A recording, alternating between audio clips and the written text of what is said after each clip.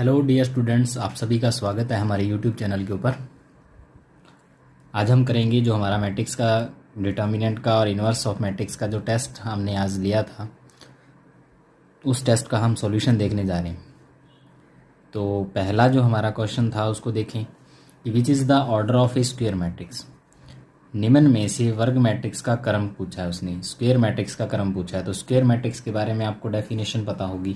Square matrix कौन सी होती है? जिसमें नंबर ऑफ रो बराबर हो नंबर ऑफ कॉलम के, नंबर ऑफ रो बराबर नंबर ऑफ कॉलम।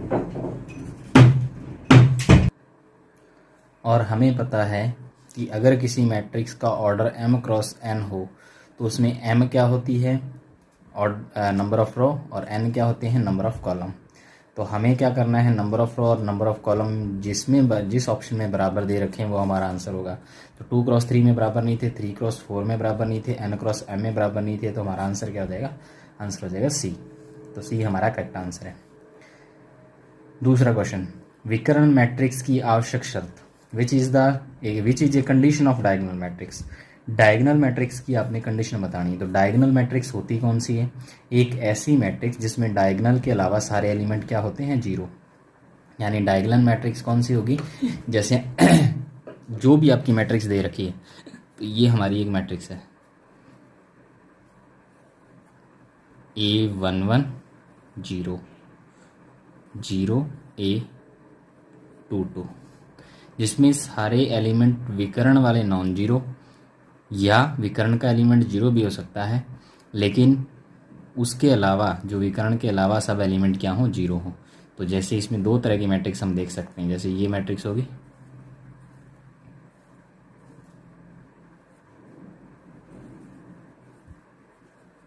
ये एक डायगोनल मैट्रिक्स, ये भी आपकी डायगोनल मैट्रिक्स होती है। यानी डायगोनल मैट्रिक्स कौन सी होती है? जिसमें विकर्ण के अलावा एलिमेंट क्या हो? जीरो हो। डायगोनल के अलावा बाकी एलिमेंट क्या हो? जीरो। डायगोनल का एलिमेंट जीरो भी हो सकता है, नॉन जीरो भी हो सकता है। इट मीन्स हमारा आंसर कौन सा सही होगा? पहला, ए I J not equal to zero. अब विकर्ण के एलिमेंट होते हैं उसको हम कैसे लिखते हैं? ए आई आई से या ए जे जे से। A I J not equal to zero, I not equal to J. I not equal to J का मतलब विकर्ण के अवयव नहीं है, क्योंकि विकर्ण के लिए तो आई और जे बराबर होते हैं। तो A I J not equal to zero when I not equal to J, ये कंडीशन तो गलत होगी, क्योंकि ए आई जे तो जीरो होना चाहिए जब आई नॉट इक्वल टू जे हो। क्योंकि इन सब के लिए क्या होगा? जैसे A12 एलिमेंट होगा तो I not equal to J, A21 होगा तो I not equal to J. तो ये हमारा कंडीशन सेटिस्फाई नहीं हो रहा। ए आई जे बराबर जीरो जब आई बराबर जे हो, आई बराबर जे है तब ए आई जे बराबर जीरो हो, तो ये कंडीशन हमारी सही हो सकती है। तो पहला ये हमारा ऑप्शन सही हो सकता है। आगे देखो, A I J not equal to zero जब आई इक्वल टू जे है, आई इक्वल टू जे है तब ए आई जे क्या होना चाहिए? नॉन जीरो होना चाहिए। तो ये कंडीशन भी हमारी गलत हुई, क्योंकि ए आई बराबर जे है तो A I J not equal to zero हो, ये जरूरी नहीं है। ए आई जे जीरो भी हो सकता है। अब देखो अगली कंडीशन, ए आई जे बराबर जीरो जब आई नॉट इक्वल टू जे है। जब आई नॉट इक्वल टू जे है तो ए आई जे क्या होने चाहिए? जीरो। यानी जो विकर्ण के अलावा एलिमेंट है वो जीरो होने चाहिए। तो ये कंडीशन भी हमारी सही है। अब इन दोनों कंडीशन में सबसे बेहतर ऑप्शन कौन सा है? पहला तो ए आई जे बराबर जीरो, आई बराबर जीरो। इसका मतलब ये हुआ कि ये तो मैट्रिक्स ऐसी भी हो सकती है 2 2 3 0 0 3। ये कह रहा है कि ए आई जे बराबर जीरो होने चाहिए जब आई बराबर जे है, तो सारे के सारे क्या एलिमेंट जीरो होने चाहिए। इसका मतलब बाकी नॉन जीरो हो सकते हैं। तो ये तो एक डायगोनल मैट्रिक्स की पूरी कंडीशन नहीं बनी। इट मीन्स ये भी ऑप्शन गलत है। हमारा ऑप्शन कौन सा सही हो जाएगा? ए आई जे बराबर zero when I not equal to J. यानी I not equal to J, विकर्ण के अलावा सारे एलिमेंट जीरो होने चाहिए। विकर्ण के जो अवयव हैं, डायगोनल के जो एलिमेंट हैं वो जीरो भी हो सकते हैं, वो नॉन जीरो भी हो सकते हैं। इट मीन्स हमारा ऑप्शन कौन सा हो गया? डी इसमें सही हो गया। अब नेक्स्ट जो क्वेश्चन था हमारा, क्वेश्चन नंबर 3, उसको देखो। उसने कहा which is the true statement. निम्न में से सत्य कथन कौन सा है? पहला देखो, विकर्ण मैट्रिक्स एक वर्ग मैट्रिक्स नहीं हो सकती। विकर्ण मैट्रिक्स एक वर्ग मैट्रिक्स नहीं हो सकती, तो ये एक गलत कंडीशन है। कैसे? हम जब भी विकर्ण मैट्रिक्स देखते हैं तो विकर्ण मैट्रिक्स के लिए हम एक कंडीशन लगाते हैं। कौन सी? कि एक ऐसी स्क्वायर मैट्रिक्स यानी वर्ग मैट्रिक्स होती है, वो ही क्या बनती है? विकर्ण मैट्रिक्स बनती है। इट मीन्स पहला ऑप्शन तो हमारा गलत हो गया। दूसरा देखो, प्रत्येक अदिश मैट्रिक्स विकर्ण मैट्रिक्स होती है। अदिश मैट्रिक्स कौन सी होती है? जिसमें विकर्ण के अवयव कैसे हों? नॉन जीरो हों और एक स्केलर हो, बाकी सारे एलिमेंट जीरो हों। ये जीरो, ये जीरो, ये हमारी जीरो जीरो, ये एलिमेंट एक ही एलिमेंट हो, बराबर हों। ये 2 2 2 हो जाए, 3 3 3 हो जाए, के हो जाए, तो ये एक डायगोनल मैट्रिक्स होती है। इट मीन्स ये हमारा कथन सही है। तीसरा देखो, प्रत्येक विकर्ण मैट्रिक्स अदिश मैट्रिक्स होती है। प्रत्येक विकर्ण मैट्रिक्स अदिश मैट्रिक्स होती है। अब every diagonal matrix is a scalar matrix जरूरी नहीं है। हम इसको इस तरह से याद रखेंगे। हम सबसे पहले क्या पढ़ते हैं? Diagonal matrix. डायगोनल मैट्रिक्स कौन सी होती है? जिसमें डायगोनल के एलिमेंट क्या हो? नॉन जीरो, बाकी एलिमेंट क्या हो? जीरो। डायगोनल के बाद दूसरा हम क्या पढ़ते हैं? दूसरा हम पढ़ते हैं स्केलर मैट्रिक्स। इस तरह से इसको याद रखने का तरीका बता रहा हूँ मैं आपको। फिर स्केलर मैट्रिक्स के बाद हम कौन सा पढ़ते हैं? Unit matrix. Unit matrix. अब आपने इस तरह से याद रखना है, हर यूनिट मैट्रिक्स होती है वो स्केलर भी होती है और डायगोनल भी होती है। क्योंकि यूनिट मैट्रिक्स, अब हम इसकी डेफिनेशन एक बार बता देता हूँ मैं आपको। डायगोनल मैट्रिक्स कौन सी होती है? डायगोनल मैट्रिक्स के लिए मैं यहाँ लिख देता हूँ। ये जो डायगोनल मैट्रिक्स होती है वो कुछ इस तरह से होती है, जिसमें डायगोनल के एलिमेंट नॉन जीरो, बाकी सारे जीरो। हो सकता है डायगोनल का एलिमेंट जीरो भी हो, ये भी हमने अभी कंडीशन देखी है। डायगोनल के बाद स्केलर क्या होती है? स्केलर होती है जिसमें डायगोनल के एलिमेंट क्या हो? एक ही एलिमेंट हो, 0 0 ए। और यूनिट मैट्रिक्स क्या होती है? जिसमें ए की वैल्यू, पर्टिकुलर वैल्यू रख दी हमने 1। ये इसकी यूनिट मैट्रिक्स होती है। तो इस तरह से याद रखना है आपने। अब देखो, ये जो डायगोनल मैट्रिक्स है, ये आपकी यूनिट मैट्रिक्स है, वो एक तरह से स्केलर मैट्रिक्स भी है, क्योंकि इसमें तीनों ए बराबर हैं, यहाँ भी ए बराबर है। तो जो हमारी यूनिट मैट्रिक्स होती है वो डायगोनल भी होती है, अब वो आपकी स्केलर भी होती है। अब यूनिट एक डायगोनल मैट्रिक्स भी है, क्योंकि डायगोनल के एलिमेंट नॉन जीरो, बाकी एलिमेंट जीरो। तो ये यूनिट मैट्रिक्स आपकी स्केलर भी होगी और यूनिट मैट्रिक्स आपकी डायगोनल भी होगी। तो इट मीन्स यूनिट मैट्रिक्स होती है वो ऊपर की तरफ जाएंगे उल्टा। यूनिट मैट्रिक्स स्केलर भी होती है और यूनिट मैट्रिक्स डायगोनल भी होती है। अब आ जाओ स्केलर मैट्रिक्स के ऊपर। हर स्केलर मैट्रिक्स डायगोनल होगी, क्योंकि डायगोनल के एलिमेंट नॉन जीरो है, बाकी सारे एलिमेंट जीरो हैं। It means her scalar matrix होगी वो डायगोनल होगी। लेकिन उल्टा क्रम सही नहीं है। डायगोनल मैट्रिक्स स्केलर मैट्रिक्स हो, ये जरूरी नहीं है। डायगोनल मैट्रिक्स यूनिट मैट्रिक्स हो, ये जरूरी नहीं है। समझ आ गई? ये अदर भी हो सकती है। अब इसने क्या बोला हम देखते हैं। प्रत्येक विकर्ण मैट्रिक्स अदिश मैट्रिक्स है। Every diagonal matrix is a scalar. वो कहता है हर डायगोनल मैट्रिक्स है वो स्केलर है। ये तो उल्टा क्रम हो गया, ये सही नहीं है। इट मीन्स ये चीज़ सही नहीं है। अब डी ऑप्शन क्या कहता है? प्रत्येक इकाई मैट्रिक्स अदिश तथा विकर्ण मैट्रिक्स होती है। Every unit matrix is a scalar and diagonal matrix. Her unit matrix है वो आपकी स्केलर भी होगी, डायगोनल भी होगी। तो हर यूनिट स्केलर भी होती है और डायगोनल भी होती है। तो ये हमारा ऑप्शन सही हो गया। ई ऑप्शन क्या कहता है? बी और डी सही है, तो इसका मतलब यही हमारा ऑप्शन होगा। बाकी हमारे ऑप्शन है वो हमने कैंसिल आउट कर दिए। तो ये हमारा कंसेप्ट रहेगा क्वेश्चन नंबर 3 का। अब मैंने इसी तरह से पेपर बनाया था कि आपकी थ्योरी भी क्लियर हो, प्लस आपके न्यूमेरिक पार्ट भी आपके क्लियर हो। तो अगला क्वेश्चन है हमारा अपर ट्रायंगुलर मैट्रिक्स, ऊपरी त्रिभुजाकार मैट्रिक्स। तो जनरली जो हमारी मैट्रिक्स होती है वो कुछ इस तरह से होती है। ये हमारी मैट्रिक्स है, जिसमें एलिमेंट आते हैं A11, A12, A13, A21, A22, A23, A31, A32 और A33। पहली कंडीशन देखो, इसमें क्या होता है कि ये हमारा हो गया डायगोनल। अब डायगोनल के ऊपर एक ट्रायंगल बन रहा है ये वाला, और डायगोनल के नीचे एक ट्रायंगल बन रहा है ये वाला। दो ट्रायंगल अपने बन रहे हैं। इसमें जो ऊपर वाला ट्रायंगल है, उसमें क्या हो रहा है? ऊपर वाले ट्रायंगल में अगर हम देखें A12 या A13 या A23, इन सब में I की वैल्यू J से क्या है? कम है, I लेस देन J। और नीचे वाला ट्रायंगल देखें तो A21, A22 और A23, इसमें क्या हो रहा है? A31, A21, A31 और A32, इसमें I की वैल्यू ग्रेटर देन है J से। तो ये दो कंडीशन हमारी बनी। कि जब आई लेस देन जे है तो ऊपर वाला ट्रायंगल, जब आई ग्रेटर देन जे है तो हमारा नीचे वाला ट्रायंगल। अब अपर ट्रायंगुलर मैट्रिक्स क्या होती है, जिसमें नीचे के एलिमेंट क्या हो, जीरो। अपर ट्रायंगल में अपर वाले नॉन जीरो होने चाहिए। तो अपर ट्रायंगुलर मैट्रिक्स कौन सी होती है, ये वाली ऊपर वाली। यानी होना क्या चाहिए, A I J not equal to zero when I क्या है, when I less than J है। ये हमारी अपर ट्रायंगुलर मैट्रिक्स होती है। ठीक है, इस तरह से आप इसको याद रखोगे कि A I J not equal to zero, I less than है जे के। या ऐसे भी हो सकता है कि ए आई जे बराबर जीरो जब आई क्या है, ग्रेटर देन जे। ये कंडीशन आपने याद रखनी है। अब देखो हम ऑप्शन देखते हैं, इसमें ऑप्शन क्या क्या गिवन है।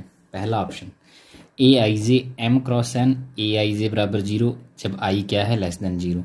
आई लेस देन जीरो का मतलब आई जब लेस देन जीरो है तब ए आई जे जीरो है। ये कंडीशन हमारी सही नहीं है, क्योंकि हमने क्या देखा, अपर ट्रायंगल होती है उसमें नीचे वाले एलिमेंट जीरो होते हैं। नीचे वाले एलिमेंट के लिए क्या कंडीशन होती है, आई ग्रेटर देन जी होता है। तो ये चीज़ हमारी सही नहीं है। फिर A I J not equal to zero when I less than है J. A I J not equal to zero होना चाहिए जब आई क्या है, लेस देन है जे। ये कंडीशन हमने पढ़ी है, हो सकती है। फिर थर्ड कंडीशन देखो, A I J M cross N जब ए आई जे बराबर जीरो, आई ग्रेटर देन जे। यानी ए आई जे जीरो जब आई क्या है, ग्रेटर देन है जी के। तो ये हमारा ऑप्शन हमें सही लग रहा है। जब ए आई जे बराबर जीरो जब आई क्या है, ग्रेटर देन जीरो। आई ग्रेटर देन जीरो है तो नीचे वाला पार्ट जीरो होगा तो अपर ट्राइंगुलर, और अपर वाला जीरो होगा तो नीचे वाले बनेगी लोअर ट्राइंगुलर मैट्रिक्स। अब देखो, तो ये हमारी कंडीशन क्या होगी, सही होगी। बस इसमें एक चेंज कर लेना, ये थोड़ा सा गलत है, एम क्रॉस एम। यानी ये भी एक क्या होनी चाहिए, वर्ग मैट्रिक्स होनी चाहिए। एम क्रॉस एम होना चाहिए, ये भी एक वर्ग मैट्रिक्स होनी चाहिए। फिर हमारा आ गया चौथा, A I G not equal to zero when I greater than ji.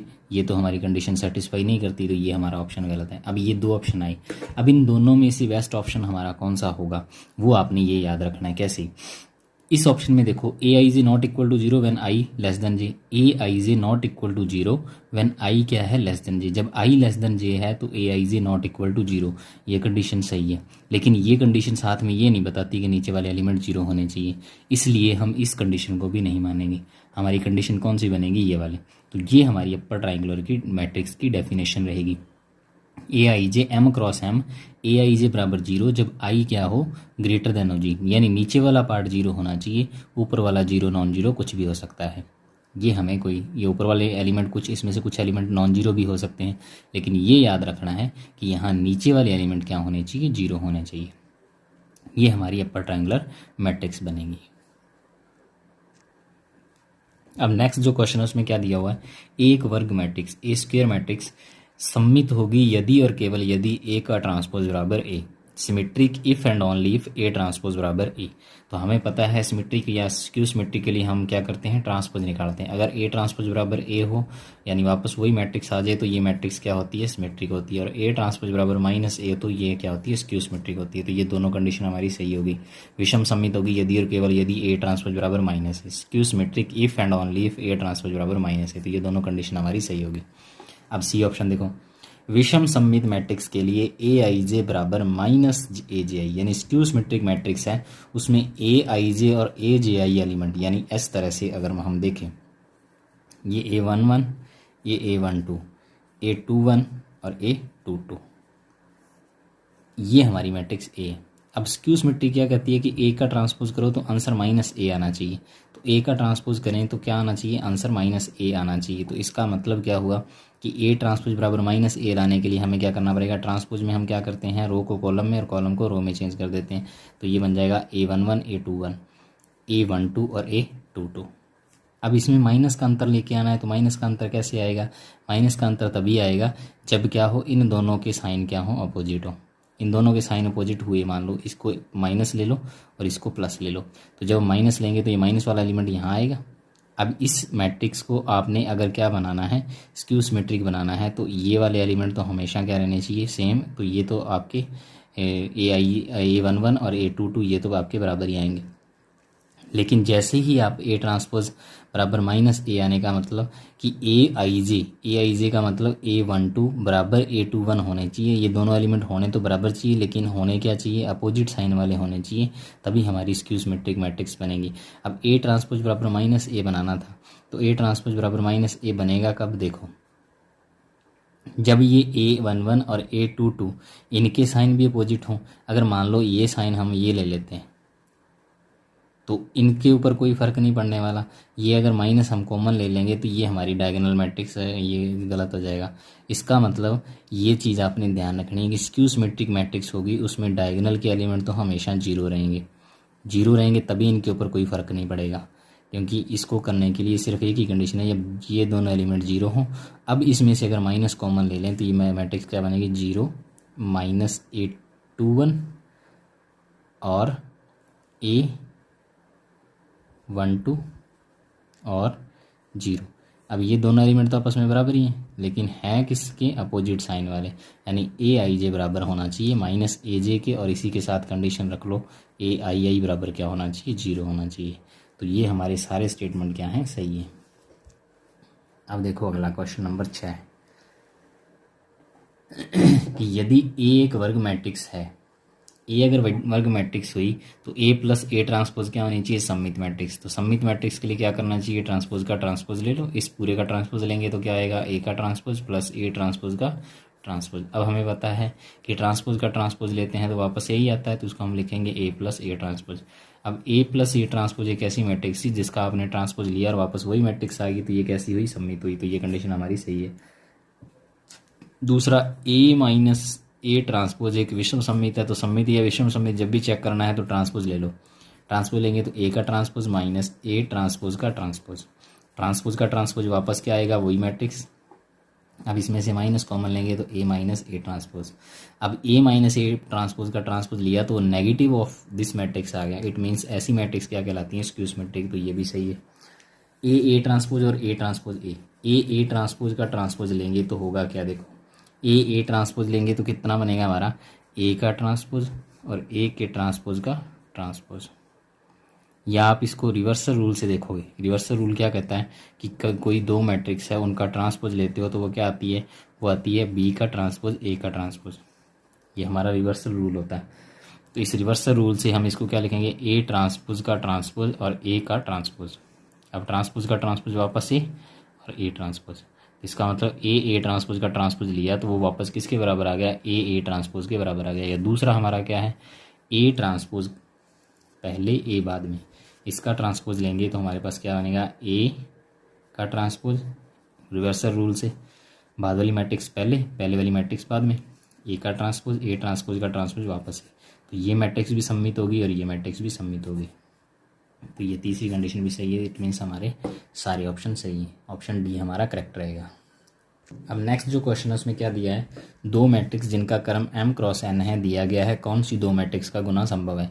Which two matrix given below is applicable for multiply. Multiply के लिए कौन सी दो मैट्रिक्स एप्लीकेबल है।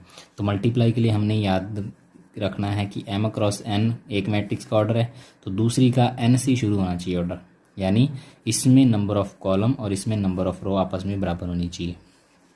जो दूसरी मैट्रिक्स है वो n क्रॉस k, ये इसका कॉलम कुछ भी हो सकता है, इसका रो कुछ भी हो सकता है, लेकिन पहली मैट्रिक्स का कॉलम दूसरी नंबर ऑफ कॉलम दूसरी मैट्रिक्स के नंबर ऑफ रो के बराबर होना चाहिए। तो इसमें देख लेते हैं 2 क्रॉस 3 3 क्रॉस 3, इसका मतलब ये लास्ट वाला और इसका पहले वाला बराबर है, तो ये पॉसिबल है। आगे वाले सारे ऑप्शन चेक करने, ये 2 क्रॉस 3 क्रॉस 2 और ये 2 क्रॉस 4 ये भी आपस में बराबर है, तो इनका भी मल्टीप्लाई संभव है।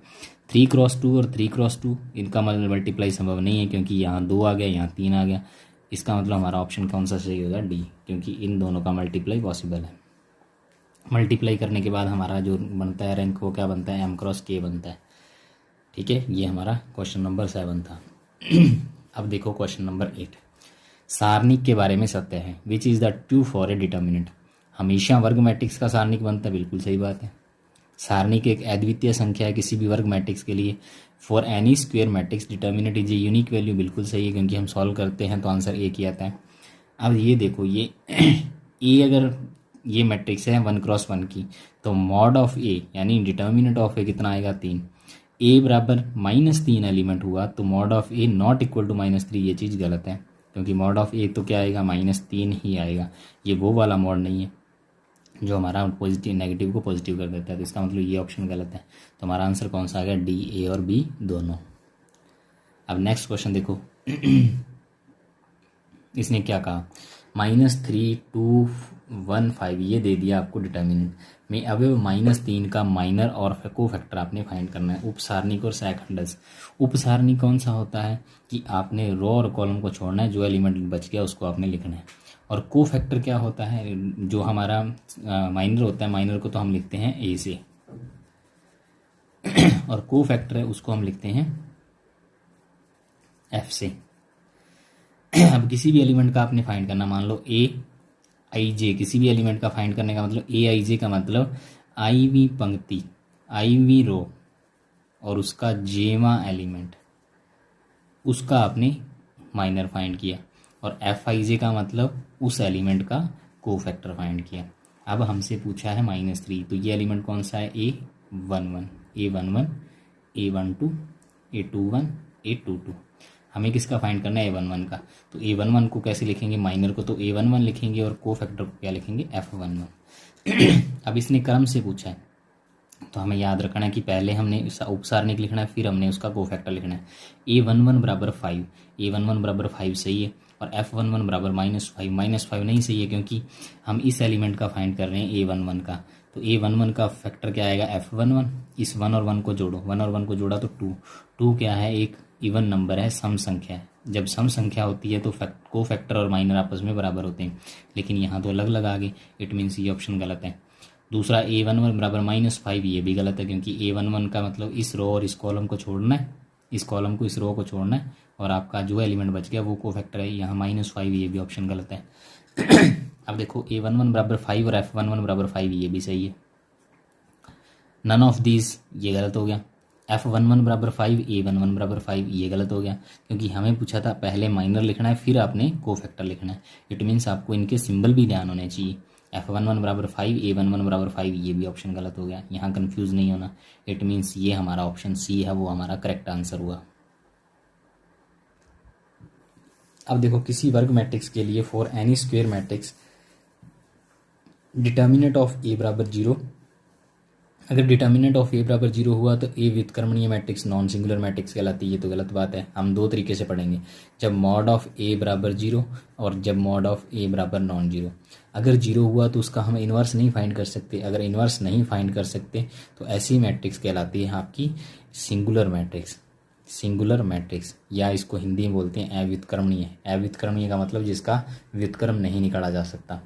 Mod of A not equal to 0 का मतलब non singular, non singular, non zero तो नॉन सिंगुलर, जीरो तो सिंगुलर, और इसको हम क्या लिखेंगे, व्युत्क्रमणीय। जब ए नॉट इक्वल टू 0 है तो उसका इन्वर्स निकाल सकते हैं, तो ऐसी मैट्रिक्स को बोलते हैं व्युत्क्रमणीय, या जिसका इन्वर्स फाइंड किया जा सकता है। अब कंडीशन देखो, मॉड ऑफ ए बराबर 0, ए व्युत्क्रमणीय मैट्रिक्स, ये तो गलत है, क्योंकि मॉड ऑफ ए 0 हो तो अव्युत्क्रमणीय होती है, तो ये का ऑप्शन गलत हो गया। मॉड ऑफ ए बराबर 0 तो ए क्या है, अव्युत्क्रमणीय मैट्रिक्स। मॉड ऑफ ए बराबर 0 तो ए व्युत्क्रमणीय, ये आपका सही है, अव्युत्क्रमणीय, क्योंकि मॉड ऑफ ए बराबर 0 हो तो वो सिंगुलर मैट्रिक्स होती है। Mod of A not equal to 0 then A क्या है, non singular, A non singular. जब मॉड ऑफ ए क्या है, नॉट इक्वल टू 0, तो ये ऑप्शन भी सही हो गया। Mod of A not equal to 0, A क्या है, सिंगुलर मैट्रिक्स, ये चीज़ गलत होगी। तो हमारा ऑप्शन कौन सा सही हो गया, बी और सी। तो ऑप्शन नंबर ई हमारा आंसर आ गया। अब देखो क्वेश्चन नंबर 11। क्वेश्चन नंबर 11 में क्या दिया, ए एक व्युत्क्रमणीय मैट्रिक्स है, इट मीन्स ए का इन्वर्स फाइंड किया जा सकता है। जैसे आपको व्युत्क्रमणीय लिखा, नॉन सिंगुलर लिखा, तो it means not A equal not A of mod of A, यानी determinant of A not equal to 0। A inverse का फॉर्मूला क्या होता है, एडजॉइंट ऑफ ए बटा mod of A, mod of A not equal to 0, तो पहला option सही है। दूसरा ऑप्शन को चेक कर लेते हैं, एडजॉइंट ऑफ ए बटा mod of A, mod of A बराबर 0, ए इनवर्स बराबर adjoint of mod of A upon mod of A equal to 0, तो ये तो गलत हो गया, क्योंकि ये तो किसकी कंडीशन होती है, ये सिंगुलर मैट्रिक्स की कंडीशन होती है। सिंगुलर का मतलब अव्युत्क्रमणीय। अब A inverse into mod of, अब इसको सिर्फ इन दोनों को आपस में मल्टीप्लाई किया है, लेकिन ये कंडीशन चेंज नहीं की, तो ये ऑप्शन भी हमारा गलत हो गया। अगर यहाँ ए नॉट इक्वल टू 0 होता तो ये कंडीशन सही हो जाती। यहाँ बराबर 0 दे रखा है, इट मीन्स ये कंडीशन भी सही नहीं है। नॉन ऑफ दीज भी गलत हो गया, तो हमारा आंसर क्या आ गया, ऑप्शन ए। अब क्वेश्चन नंबर 12 देखो, यदि ए तथा बी एक ही क्रम के व्युत्क्रमणीय वर्ग मैट्रिक्स हैं तो आपको कंडीशन देखनी है। If A and B is non singular matrix of same order, तो ये हमारी एक थ्योरम है, हम उसके ऊपर देखेंगे। ए बी का इन्वर्स बराबर ए इन्वर्स बी इन्वर्स, ये गलत होता है। ए बी इन्वर्स बराबर ए बी, ये रिवर्सल रूल ही है एक तरह का, रिवर्सल रूल, या जिसको डी मॉर्गन रूल बोलते हो आप। ए बी का इन्वर्स क्या हो जाएगा, ए बी, ये भी गलत है। ए बी का inverse B inverse A inverse, ये आपका सही है। ए बी का इन्वर्स बराबर बी है, ये भी गलत है। It means A B inverse बराबर बी इन्वर्स ए इन्वर्स, ये हमारा ऑप्शन नंबर सी सही हो गया। तो ये हमारे थे जी न्यूमेरिकल पार्ट वाले क्वेश्चंस। अब जो नेक्स्ट हमारा है, हम उसमें देखते हैं बाकी बचे हुए क्वेश्चंस को। अब देखो जी क्वेश्चन नंबर 13, एक 3x2 क्रम की मैट्रिक्स लिखो जिसमें ए बराबर ए आई जे 3x2 जिनके अवयव क्या हैं, ए आई जे बराबर I square minus J square. इस कंडीशन से आपने एलिमेंट्स को निकालना है। Right A matrix order 3x2, it implies A बराबर A I J 3x2 elements of matrix is A I J बराबर I square minus J square, follow the condition. इस condition को फॉलो करते हैं आप। तो इसको हम कैसे करेंगे, देखो हमें क्या दिया हुआ है कि ए आई जे एक मैट्रिक्स है, एक मैट्रिक्स है आपकी ए, जिसमें ए आई जे एलिमेंट कितने हैं, 3x2। अब 3x2 की मैट्रिक्स का मतलब आपके पास टोटल एलिमेंट कितने आने चाहिए, 3 × 2 6 आने चाहिए। और 3x2 का मतलब उसमें 3 तो रो हैं और 2 कॉलम हैं। तो 3 रो हैं तो उसको कैसे लिखेंगे, देखो 3 रो वाली मैट्रिक्स है तो पहले आप रो को लिखो। A11 एलिमेंट भी आएगा उसमें, A21 दूसरी रो, A31 तीसरी रो। अब कॉलम कितने रखने हैं आपने, 2 ही रखने हैं, तो 2 कॉलम रखने हैं। तो ये एलिमेंट कैसा हो जाएगा, ये एलिमेंट आ जाएगा A12, ये हमारा A22 और ये हमारा A32। ये मैट्रिक्स हमें बनेगी। अब उसने एक कंडीशन दे दी हमें कि ये ए आई जे जो भी एलिमेंट्स हैं वो आई स्केयर माइनस जे स्केयर वाली कंडीशन को फॉलो करते हैं, यानी एलिमेंट्स की वैल्यू आपने इनसे निकालनी। अब हमें कितने एलिमेंट निकालने हैं, ये 6 एलिमेंट निकालने हैं। तो सबसे पहले A11 देखें, तो आई की वैल्यू 1 और जे की वैल्यू भी 1, तो आई की वैल्यू 1 रख दो और जे की वैल्यू भी 1 रख दो, तो आंसर कितना आ जाएगा, 0। A12 निकालेंगे तो कितना आएगा, आई की वैल्यू 1 रखनी है और जे की वैल्यू 2 रखनी है, तो कितना आ गया 1 - 4, 1 - 4 कितना हो गया, -3।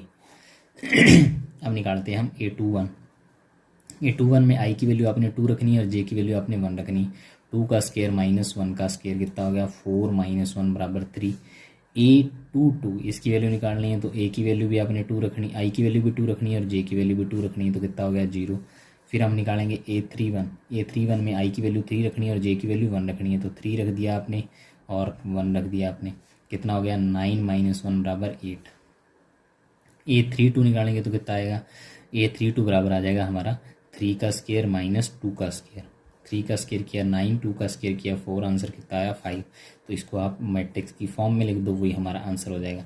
A11 की वैल्यू 0, A12 की वैल्यू -3, A21 की वैल्यू 3, A22 की वैल्यू 0, A31 की वैल्यू 8 और A32 की वैल्यू 5। ये हमारा आंसर आ गया 3x2 की एक मैट्रिक्स। अब क्वेश्चन नंबर 14 देखो, यदि A बराबर ए आई जे 2x3 की मैट्रिक्स और B बराबर 3x4 की मैट्रिक्स, तब मैट्रिक्स ए बी यदि संभव है तो ए बी का क्रम ज्ञात करो। यदि ए बी मैट्रिक्स आपकी दे रखी है और ए बी का अगर आपका मल्टीप्लाई पॉसिबल है तो उसका आपने क्या लिखना है, क्रम लिखना है, आपने उसका ऑर्डर लिखना है। देखो हमें क्या दिया है, ए एक मैट्रिक्स दे दी। करने का तरीका देखो, ये एक नंबर वाले क्वेश्चन है, क्योंकि मैंने आपको जब भी हमने शुरू किया था तो शुरू में मैंने आपके पहले पेज के ऊपर मैंने पूरा इसका डिटेल लिखा था कि हमारी इसमें से क्वेश्चन किस तरह से पूछे जा सकते हैं। तो मैंने पेपर भी आपका उसी तरीके से बनाया था।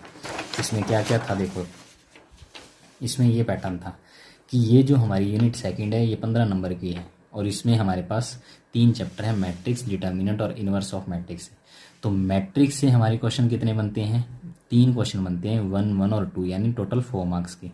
और डिटर्मिनेंट में हमारा क्वेश्चन कैसा बनता है, डिटर्मिनेंट में हमारा क्वेश्चन 1, 1 और 2 यानी 3 क्वेश्चन बनते हैं जो कितने मार्क्स के हैं, 1 + 1 + 2 यानी टोटल 4 मार्क्स के। और इन्वर्स ऑफ मैट्रिक्स में हमारे क्वेश्चन बनते हैं 2 जो 2 और 5 मार्क्स के। तो इसी तरह से आपके क्वेश्चन, ऑब्जेक्टिव तो मैंने लगभग थ्योरी के लिए सारे लिख दिए, लेकिन बाकी जो क्वेश्चन बचे हुए हैं बाकी उन चैप्टर के हिसाब से मैंने करवाए हैं। तो इसी तरह से हम इसमें से देख रहे हैं। तो मैट्रिक्स और डिटर्मिनेंट में से एक एक नंबर के क्वेश्चन पूछे जाते हैं। तो ये सिंगल वाले क्वेश्चंस जो मैंने दो यानी ये 4 क्वेश्चन बनाए हैं, 2 मैट्रिक्स से और 2 डिटर्मिनेंट से, वो हम क्वेश्चन अब देख रहे हैं। तो ये एक एक नंबर के क्वेश्चन है। अब क्वेश्चन नंबर 14 है क्या, उसने ये कहा कि ए एक मैट्रिक्स है AIJ और जिसका ऑर्डर कितना है, जिसका ऑर्डर हमें बता दिया इसने 2 क्रॉस 3, और बी दूसरी मैट्रिक्स है BIJ जिसका ऑर्डर कितना है 3 क्रॉस 4। तो सबसे पहले हम क्या लिखेंगे कि ए और बी का मल्टीप्लाई AB पॉसिबल कब होगा, AB पॉसिबल तब होगा जब क्या लिखेंगे, number of row in matrix A बराबर number of column, number of row in matrix B लिख दो इसको, number of row in matrix B बराबर हो number of column in matrix A। अब नंबर ऑफ B रो में कितने number 3 है और नंबर ऑफ कॉलम 3 है A में, इट मीन्स दोनों बराबर हैं तो इनका मल्टीप्लाई पॉसिबल है। तो हम कहेंगे कि AB हमारा पॉसिबल है। अब AB अगर पॉसिबल हुआ तो हम इसको कैसे लिखते हैं, A का ऑर्डर हमारा कितना है 2 क्रॉस 3 और B का ऑर्डर कितना है हमारा 3 क्रॉस 4। तो हमारी AB का ऑर्डर हमसे पूछा गया, तो AB का ऑर्डर कैसे लिखते हैं, 2 क्रॉस 3 इंटू 3 क्रॉस 4। इन 3 को हटा दो बीच वाले को, तो हमारी AB का ऑर्डर कितना आएगा 2 क्रॉस 4। ये हमारा आंसर हो जाएगा। ये एक नंबर का क्वेश्चन आपसे इस तरह से भी पूछा जा सकता है, ये ऑब्जेक्टिव में भी पूछा जा सकता है। अब है जी क्वेश्चन नंबर 15। क्वेश्चन नंबर 15 इसने क्या दिया, K2 8 4, ये डिटर्मिनेंट दे रखी है। अगर इसकी वैल्यू किसके बराबर है 4K, तो K की वैल्यू फाइंड करनी है। तो डिटर्मिनेंट को सॉल्व कर लो। ये हो गया 4K माइनस 8 इंटू 2 कितना हो गया 16 बराबर 4, कितना हो गया 4K बराबर 4 प्लस 16 कितना हो गया 4K बराबर 20। इट मीन्स K की वैल्यू कितनी आ गई 5। ये हमारा आंसर हो गया। अब देखो क्वेश्चन नंबर 16 क्या दे रखा है, इसने बोला ओमेगा क्या है, cube root of unity. Cube root of unity, cube root of unity यानी इकाई का घनमूल, इसके बारे में हम देखें तो ये होता है 1 की पावर 1/3। 1 की पावर 1/3 की 3 वैल्यू आती है, 1 ओमेगा और ओमेगा स्क्वायर। और इसमें एक कंडीशन क्या होती है कि ओमेगा क्यूब की वैल्यू क्या होती है 1 होती है। ये चीज़ हम याद रखेंगे। इसके बेस के ऊपर हमें एक डिटर्मिनेंट दे दी 1 ओमेगा की पावर 4 ओमेगा की पावर 8, ओमेगा की पावर 4 ओमेगा की पावर 8 1 और ओमेगा की पावर 8 1 और ओमेगा की पावर 4। पहले हम इसमें ओमेगा की पावर के हिसाब से इसको सॉल्व कर लेते हैं। 1 इंटू ओमेगा 4 को हम लिख सकते हैं, ओमेगा 4 है तो उसको लिख सकते हैं omega cube into omega. Omega cube 1 होता है तो इसकी वैल्यू कितनी हो जाएगी ओमेगा। ओमेगा 8 को हम क्या लिख सकते हैं omega 4 into omega 4। Omega 4 into omega 4 कितना रहेगा 1 रहेगा, तो ये हो गया 1 हमारा। सेम ओमेगा 4 की वैल्यू कितनी है हमारे पास 1 ओमेगा, क्योंकि ओमेगा क्यूब की वैल्यू ये हमारा गलत हो गया। ओमेगा 4 का मतलब omega cube into omega cube, omega की पावर 6 इंटू ओमेगा स्क्वायर। तो ये हमारा आंसर बचेगा ओमेगा स्क्वायर। ये हमारा ओमेगा स्क्वायर हो गया। ये ओमेगा 4 कितना होता है ओमेगा के बराबर, ओमेगा 8 कितना होता है ओमेगा स्क्वायर के बराबर, और ये 1 हो गया। फिर ओमेगा 8 ओमेगा स्क्वायर, ये कितना हो गया 1, ये कितना हो गया ओमेगा। ये हमारा हुआ आंसर। अब इसको सॉल्व कर लेते हैं डिटर्मिनेंट को। इस कॉलम से इस रो से सॉल्व करें तो कितना बनेगा, पहले हम 1 को कॉमन लेंगे तो ये कितना बनेगा ओमेगा क्यूब माइनस 1, फिर माइनस ओमेगा लेंगे तो ये कितना बनेगा, इस रो को छोड़ दो इस कॉलम को छोड़ दो तो ये बन गया omega square minus omega square. फिर हमारा लास्ट है ओमेगा स्क्वायर, ओमेगा स्क्वायर को करेंगे तो कितना आएगा ओमेगा माइनस ओमेगा की पावर 4। ये बन गया 1 minus 1 minus omega square minus omega square 0 plus omega square. ये ओमेगा 4 भी कितना होता है ओमेगा, तो ये भी 0 माइनस ये भी 0 प्लस ये भी 0, तो आंसर कितना आ गया 0। ये हमारा आंसर हुआ। अब ये 13 14 15 16 ये 4 क्वेश्चन थे जो एक एक नंबर में पूछे जाने वाले थे। अब 2 नंबर का क्वेश्चन देखो जो मैट्रिक्स से पूछा जा सकता है, वो क्वेश्चन नंबर 17 है। वो कैसा होगा, ये मैंने देखा जो 13 14 15 और 16 ये क्वेश्चन थे हमारे एक एक नंबर के। और अब हमारा है क्वेश्चन नंबर 17। एक्स के किन मानों के लिए ये कंडीशन सही रहेगी, 1x1 ये एक रो मैट्रिक्स दे दी, 1 2 15 3 5 3 2 1 2 1 2 x। ये कॉलम मैट्रिक्स दे दी, इन तीनों का मल्टीप्लाई जीरो मैट्रिक्स के बराबर है, तब हमें एक्स की वैल्यू फाइंड करनी है, एक्स की वैल्यू। अब हम एक्स की वैल्यू फाइंड करने के लिए क्या करते हैं, देखो पहली मैट्रिक्स दे दी 1 x 1, दूसरी मैट्रिक्स दे दी 1 2 15, 3 5 3, 2 1 2 बराबर इंटू 1 2 x बराबर 0। पहले हम दो मैट्रिक्स का मल्टीप्लाई कर सकते हैं, तो पहले किन्हीं भी दो का कर सकते हो। तो पहले हम ये वाली मैट्रिक्स देखते हैं, इसका ऑर्डर कितना है, ये एक तो रो है और कॉलम कितने हैं 1 2 एंड 3 इसके कॉलम हो गए, ये वाले 3 कॉलम। और ये मैट्रिक्स कितने क्रॉस कितने की है, ये मैट्रिक्स है 3 क्रॉस 3 की, 3 क्रॉस 3 की है तो बीच वाला 3 हट जाएगा। ये मैट्रिक्स कैसी बनेगी 1 क्रॉस 3 की, यानी जिसमें एक तो रो होगी और 3 क्या होंगे, कॉलम होंगे। तो इसको हम कर लेते हैं, देखो कितना हो जाएगा, पहली रो पहला कॉलम पहला एलिमेंट बनेगा, एक ही रो बनने वाली है, कॉलम हमारे 3 बनेंगे।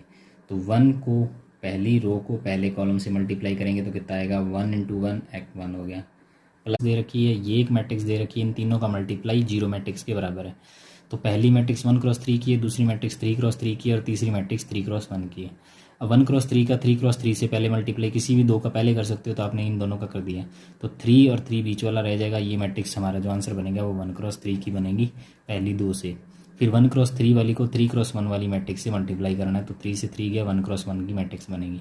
तो हम इसको करते हैं, पहली रो पहला कॉलम किया तो पहली रो पहला कॉलम किया तो ये मैट्रिक्स बनेगी 1 क्रॉस 3 की, यानी उसमें रो एक ही आएगी, कॉलम 3 आएंगे। तो 1 क्रॉस 1 किया तो 1, x इंटू 2 किया 2x, 1 इंटू 15 किया तो पहली रो पहला कॉलम, पहली रो दूसरा कॉलम करेंगे दूसरा एलिमेंट, पहली रो तीसरा कॉलम करेंगे तो तीसरा एलिमेंट।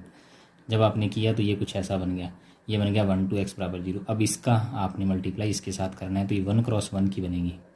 1 क्रॉस 1 का मतलब सिर्फ पहली रो पहला कॉलम करेंगे तो सिर्फ एक ही एलिमेंट बनने वाला है। तो पहला तो ये तो हमारा बन गया जी कुछ ऐसा 2x प्लस 16, और ये बन गया हमारा 5x प्लस 6, और ये एलिमेंट बन गया हमारा x प्लस 4। इसका मल्टीप्लाई आपने 1 2 और x से करना है। अब जब करेंगे तो ये 1 क्रॉस 1 की एलिमेंट बनने का मतलब एक ही एलिमेंट बनेगा इसमें, तो पहली रो पहला कॉलम करेंगे तो एक ही एलिमेंट क्या बन जाएगा 2x प्लस 16 का मल्टीप्लाई इसके साथ, plus 2 into 5x plus 6 plus x into x plus 4 बराबर 0। तो ये एलिमेंट क्या बन गया, ये बन गया 2x plus 16 plus 10x plus 6 into 2 12 plus x square plus 4x बराबर 0। अब देखो ये ओवरऑल एक्स स्क्र एक्स वाले देखो 4x plus 2x 6x plus 10x कितना हो गया 16x प्लस 16 और 12 कितना हो गया 28 बराबर 0। अब जीरो मैट्रिक्स में भी क्या होगा, सिर्फ एक ही एलिमेंट होगा जो 1 क्रॉस 1 का होगा, ये भी 1 क्रॉस 1 का। तो इसका मतलब x square plus 16x plus 28 बराबर कितना हो गया 0। अब इस इक्वेशन को सॉल्व कर लेते हैं। अब सॉल्व करेंगे तो हमारे पास कितना बनेगा, x square plus 14x plus 2x plus 28 बराबर 0।